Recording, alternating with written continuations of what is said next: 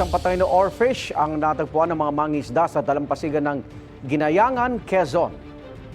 Ayon sa mga otoridad, halos 12 talampakan ang haba ng oarfish at tinatayang mahigit 20 kilo ang bigat.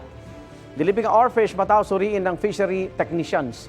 Ayon sa Bureau of Fisheries and Aquatic Resources o BIFAR, stress ang karaniwang kinamamatay ng mga oarfish.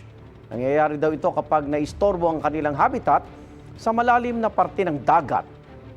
Sa Burdeos, Quezon naman, isang pygmy sperm whale ang napadpad sa baybayin ng barangay Poblasyon. Ang butanding ay halos 9 na talampakan ng haba at nasa 100 kilo ang bigat. Nakipag-ugnayan ng lokal na pamahalaan sa BIFAR para ma-assess at matulungan ang butanding. Igan, mauna ka sa mga balita, mag-subscribe na sa GMA Integrated News sa YouTube para sa iba't ibang ulat sa ating bansa.